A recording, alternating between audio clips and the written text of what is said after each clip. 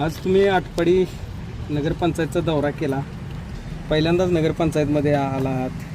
कसं वाटलं आज एकंदरीत नगरपंचायतचं सर्व कार्य पाहून?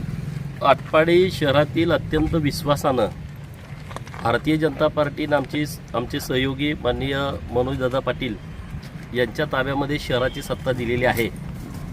नगराध्यक्ष म्हणून युटी जाधव सर, उपनगराध्यक्ष माननीय पाटीलताई, गटनेते माननीय ऋषिकेश देशमुख, महेशदादा देशमुख, डॉक्टर जयंत पाटील सर, चंदूभाऊ दौंडे, सगळी टीम आहे. अजित जाधव असतील, काही नगरसेवक आज आमचे हजर नाहीत.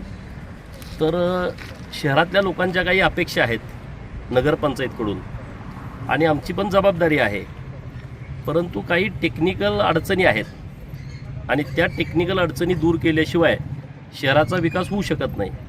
आणि म्हणून आज नगरपंचायतला भेट दिली. माननीय CO हजारे साहेब आणि तहसीलदार मॅडम बनगर मॅडम या पण या बैठकीला उपस्थित होत्या. आता सगळ्यात अडचण शहरामधली काय आहे की आपल्याकडं जागा नाही, DP प्लॅन मंजूर नाही आणि तोपर्यंत कुठलंच विकासाचं काम करता येत नाही. आटपाडी शहर जर पूर्णपणे विकसित करायचं असेल, पायाभूत सुविधा निर्माण करायच्या असतील आणि गावाची शोभा वाढवायची असेल तर ज्या मोक्याच्या जागा आहेत त्या नगरपंचायतच्या असणं आवश्यक आहे. आणि आपल्यासाठी बाब चांगली आहे की काही जमिनी आहेत की ज्या रेकॉर्डवरती नाहीत आणि म्हणून त्या जमिनीचा सर्वे करण्याच्या दृष्टिकोनातून आज आम्ही काही खाजगी सर्वेअरना बोलवलं आहे.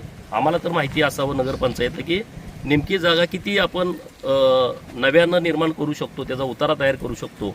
आणि म्हणून त्याच्या संदर्भामध्ये ओढापात्र असेल, सरकारवाडा असेल, ओढापात्र इकडं सांगोला रोडकडचे जे खोकेधारक असतील तिकडची बाजू असेल किंवा चौकातून आपण ग्रामीण रुग्णालयाकडे जाताना, प्राथमिक आरोग्य केंद्राकडे जाताना तिथं ज्या ओढापात्रामध्ये खोकेधारक आहेत त्या सगळ्या जागांची पाहणी केलेली आहे.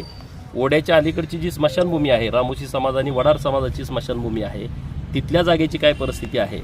आता आम्ही इकडं गोडाऊनच्या ठिकाणी आलो आहे, इथंही काही जागा शिल्लक आहे, ती जागा आम्हाला नगरपंचायतला मिळू शकते का, तर याचाही प्रस्ताव राबकडचा पाठवलेला आहे. तर हे सगळे विषय आमच्यासाठी खूप महत्त्वाचे आहेत. खोकेधारकांचे काही तिथं अडचणी आहेत, काही ॲक्सिडेंट होत आहेत, लोकांना त्याचा त्रास होतो आहे, तर त्यालाही शिस्त लावणं. खोकेधारकांच्या विरोधामध्ये आम्ही अजिबात नाही आहे, परंतु शहराला शिस्त लावण्याची आवश्यकता आहे.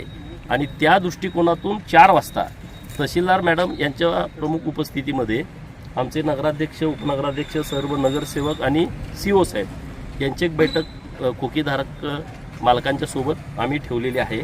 आम्ही कुणालाही वाड्यावरती सोडणार नाही.